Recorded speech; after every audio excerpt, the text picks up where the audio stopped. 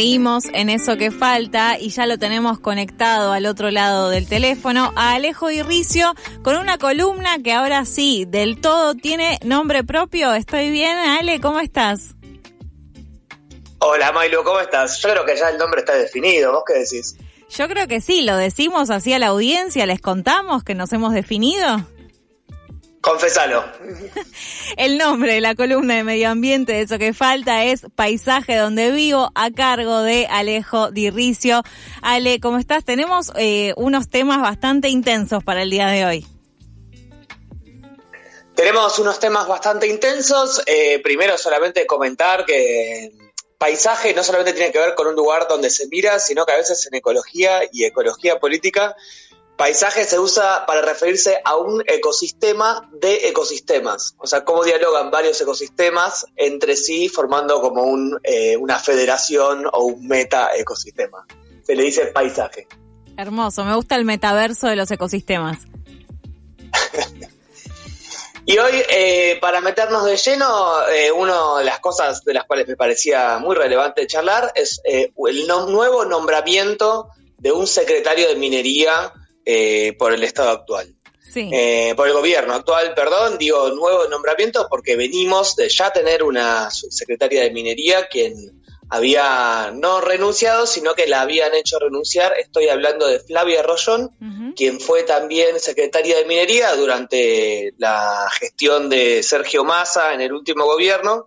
Ella entró como secretaria de minería ya hace casi 2 años y estuvo gestionando la cartera y hasta ahora había sido una de las 2 funcionarias de más o menos altos cargos que había continuado la gestión y le habían pedido la renuncia después de que la provincia de Salta hubiera votado en rechazo en particular de la ley Ómnibus. Como represalia se le pidió la renuncia a Flavia Rojón en su momento. Claro. En ese momento también es que el interés o la influencia de las provincias del llamado Norte Grande pierde influencia y pierde poder de decisión sobre el área de minería. Uh-huh. Decías que dependía de Sergio Massa, no porque hubiera sido nuestro virtual presidente los últimos meses, sino porque la Secretaría de Minería depende de la órbita del Ministerio de Economía. Exactamente, depende de la órbita del Ministerio de Economía y por ende el nombramiento, después de que Milei desde Italia le pidiera la renuncia a Rojón, que valga la anécdota graciosa, estaba saliendo de vacaciones cuando se entera que la estaban haciendo renunciar por los medios, quedaba a cargo de Luis Caputo. Luis Caputo era quien tenía que designar nuevamente a un secretario o secretaria de Economía. Uh-huh. Y se decidieron, parece que de la mano de Nicolás Posse, jefe de gabinete, se decidieron por Luis Lucero. Luis Lucero, exactamente. Luis Lucero, quien viene del ámbito corporativo y del ámbito de los estudios jurídicos dedicados a la minería y megaminería específica, y a un montón de industrias extractivas, específicamente el estudio jurídico Marval o Farral Mayral, uh-huh, que es uno de los estudios jurídicos más famosos en la tradición de la defensa de las corporaciones y de redactar leyes también en beneficio de las corporaciones. Ahora, esto es relevante porque lo que le toca ahora a Luis Lucero es definir un poco cuál va a ser el rumbo con respecto al área de minería que tenga el nuevo gobierno en su gestión, digamos, que hasta ahora no estuvo bien en claro, aunque sin embargo sí Flavia Rojón ya en ejercicio había dado ciertos indicios de hacia dónde se estaban dirigiendo. Uh-huh. O sea que sí. Dale. No, te iba a preguntar si en los últimos meses, o sea, sobre todo desde que asumió el gobierno, más allá que se haya mantenido la secretaria anterior, si hubo alguna normativa nueva que surgiera a pedido tal vez del propio gobierno. O sea, si se modificó en algo la legislación vigente en estos más de 100 días ya que tiene el gobierno de Javier Milei.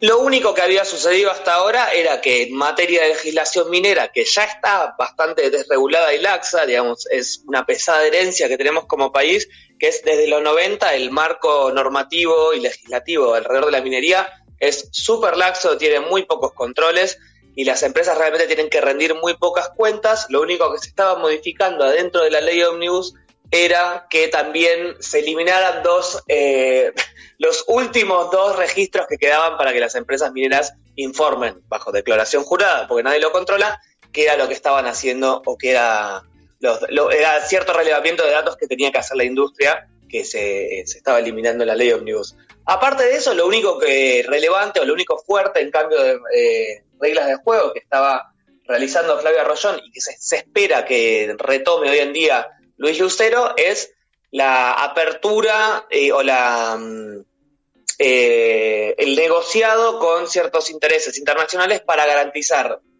su ganancia en caso de que inviertan en cobre. El cobre aparece como un nuevo mineral dentro del mapa mundial de la transición energética de lo que se llaman minerales críticos. No es porque el cobre sea nuevo ahora, sino que aparece dentro de los llamados minerales críticos y aparece dentro del universo de la transición energética. ¿Por qué es esto? Porque el cobre básicamente empieza a valorarse mucho más a raíz de que la intención mundial de abandonar los combustibles fósiles como el petróleo, el gas y el carbón hace que la electrificación de las cosas sea cada vez más necesaria, acelerada y urgente. Específicamente dentro de los países que están llevando a cabo procesos de transición parcial o acelerados, como pueden ser muchos países europeos y China. Aparece el litio, del cual venimos escuchando hablar fuertemente en los últimos años en Argentina, y el cobre también aparece, como bien saben, del lado chileno de la cordillera, que incrementa su demanda y avanza entonces la necesidad de las empresas de tener políticas nacionales poco reguladas o bastante laxas para permitir que las empresas avancen en donde haya yacimientos de litio. Bien, o sea de cobre. Sí, o sea que no son buenas noticias el nombramiento de este hombre, aunque tampoco es que estábamos viviendo la algarabía de, no sé, de ser libres y poder usar la tierra como el pueblo quiera y no como quieran las corporaciones, digamos. De ninguna manera estábamos viviendo esa algarabía, ni la íbamos a seguir viviendo en caso de que Flavia Rollón hubiera continuado estando a cargo de esa cartera, digamos, fuera bajo el gobierno que fuera, porque la política que estaba llevando a cabo Flavia Rollón era básicamente entreguista, para decirlo mal y pronto, sí, de los bienes comunes que tenemos en la cordillera y garantizando totalmente el avance de las empresas. Lo que se ve venir un poco con esto es como un avance y una profundización en la desregulación que hay del lado estatal, y específicamente lo que también se podemos prever, digamos, es que los proyectos en sí de cobre, o sea, los nuevos, se encuentran fuertemente en San Juan. Hay 6 proyectos de cobre, 6 proyectos de cobre en Argentina grandes, 5 están en la provincia de San Juan, y específicamente aparte lo que tenemos es un avance en el ataque y en la deslegitimación de los movimientos ambientales que estén en defensa de la minería a lo largo de la cordillera, digamos. Claro. En este caso no tampoco fue inocente o casual. Esto se da este nombramiento se da en una semana después del aniversario de los 21 años en el cual se logró echar de Esquel, de la ciudad de Esquel, a la minera Mara, que la población de Esquel votó un plebiscito y el 82% de la población dijo en su momento no a la mina, y todavía hoy tenemos la asamblea no a la mina que está defendiendo el territorio y los bienes comunes en las ciudades. Sí, o sea, esto tuvo lo que... Sí. Sí, no, que iba a decir que frente a los nombramientos y a las políticas extractivas y que atentan contra la vida directamente, igual hay ahí siempre un hilo de esperanza en la organización popular, básicamente. Sí, en ese sentido es particularmente relevante el caso de Esquel, porque tuvo lo que se llamó como el efecto Esquel, digamos. Se logró que 7 provincias, a partir del plebiscito que hace Esquel, promulgaran distintas leyes provinciales que prohibían la actividad minera metalífera con modalidad a cielo abierto, lo que normalmente le llamamos megaminería, y la utilización de cianuro en la utilización de cianuro en proyectos mineros. Uh-huh. Y la movilización esquelense, tal cual vos decías, al mismo tiempo es hija o prima de la movilización por el 2001, porque fueron las asambleas socioambientales y las asambleas territoriales que aparecían después de que hubiera habido asambleas de maestros en la ciudad de Esquel. Sí. Y que mostró una reconfiguración, digamos, desde abajo hacia cómo se defendía el territorio, y que mostró también una profunda concepción de territorio elegido, digamos, de cómo las poblaciones locales entienden el territorio y cómo las poblaciones locales también se hicieron cargo de buscar saberes expertos independientes, digamos. Uh-huh. O sea, otros profesionales y otros académicos que no fueran los que acompañaban la industria, que también tenían un compromiso con el territorio y también tenían un compromiso con la verdad, y que podían hacer estudios y relevamientos que no estuvieran siempre en línea con lo que las grandes mineras querían traer al territorio. Claro, la ciencia para el pueblo y no para las grandes empresas.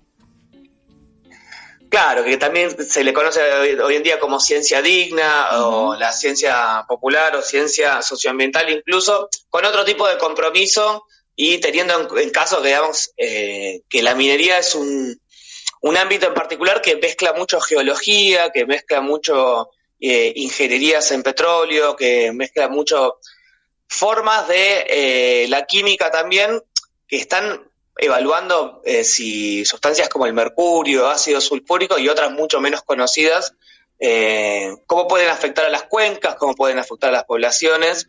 Y, por ejemplo, en el caso de Esquel, me acuerdo que era muy llamativo, que cuentan los compañeros y compañeras que en su momento les habían dicho que era lo mismo que un detergente, uno de los químicos que iban a usar, y que no pasaba nada, que era si afectaba, si humanos consumían ese veneno, era lo mismo que tomar un poco de detergente, que no pasaba nada. Buenísimo, igual, me dan muchas ganas de tomar detergente. Por si tenías un poco de sed, justo hoy que hace calor. Lo que también me parece relevante en este sentido es que esto da lugar, digamos, a otros movimientos y otras formas de resistencia que hoy en día son las primeras en ser deslegitimadas y en ser atacadas, digamos, ¿no? Hoy en día la movilización esquelense en su momento dio lugar a la Unión de Asambleas de Chubut y a movimientos más grandes como la Unión de Asambleas Ciudadanas. Uh-huh. En este sentido, nada bueno podemos esperar de la llegada de Luis Lucero a la cartera de minería, y por el contrario lo que podemos esperar es que poderes provinciales y locales, alineados con Luis Lucero y los grandes lobbies mineros, empiecen a atacar de nuevo a la legitimidad de los actores populares y empiecen a necesitar garantizar la renta y garantizar lo que llamamos como licencia social para el avance de nuevos proyectos de cobre y litio en el país. Me parece también interesantísimo que volvamos a pensar desde los movimientos populares, desde las asambleas barriales, desde los partidos y las organizaciones, qué es la licencia social, cómo podemos entender, digamos, la licencia social hoy en día y cómo podemos entenderla como en diálogo también con formas de democracia directa desde abajo, digamos, ¿no? Claro. ¿Cómo podemos, quién puede tener licencia social y cómo construimos esas licencias sociales en el territorio, incluso cómo construimos licencias sociales en las ciudades. Uh-huh. Y específicamente también, en el caso de Chubut, lo que pasa es que, bueno, la última vez que intentaron avanzar sobre la meseta en 2021, parte de la razón para zonificar, para intentar permitir la minería en la meseta era que decían que no hay nadie. Entonces, ¿quién le da la licencia social a quién en los territorios de baja población, por ejemplo? Porque por supuesto que no es que no hay nadie, sino que hay un montón de personas que viven en la meseta. Pero ¿cómo contrarrestamos cuando no somos la suficiente cantidad de gente o cuando no hay masa crítica a la voluntad de corporaciones y estados que intentan avasallar el territorio? Es una excelente pregunta para estos días que corren, sobre todo, y un poco a propósito y a colación de esta columna de medio ambiente, lo nombrábamos también en las noticias del inicio, y vos me mandaste ahí un mensajito mientras que estábamos por salir al aire sobre, bueno, lo que está pasando en el Servicio Meteorológico Nacional, que se están dando despidos a compañeros y compañeras trabajadores estatales, pero que encima esta semana El 23 de marzo fue el Día del Meteorólogo Mundial, es decir, que es casi como un cachetazo, ¿no?, en la cara de cada uno de los laburantes que prestan servicio todos los días en ese lugar, que no solo tiene que decirnos si hoy va a llover o no, sino que además son quienes emiten las alertas y son quienes además deberían tener la facultad de poder hacer un proyecto educativo, si se quiere, o difundir como mínima cómo son las formas de cuidar el medio ambiente, porque esto es parte también del cambio climático, ¿no? El daño que le hacemos a la tierra, eso repercute directamente en la cantidad de lluvia que estamos teniendo, por ejemplo, en la ciudad de Buenos Aires. Totalmente, y estamos en un contexto de crisis climática y la labor de los meteorólogos y meteorólogas de nuestro país es fundamental no solamente en avisar de los climas de eventos extremos, sino en avisar también, estudiar y poder prever y advertir a la sociedad sobre grandes etapas como lo fue la sequía del año pasado y cómo eso va a afectar a los microclimas locales.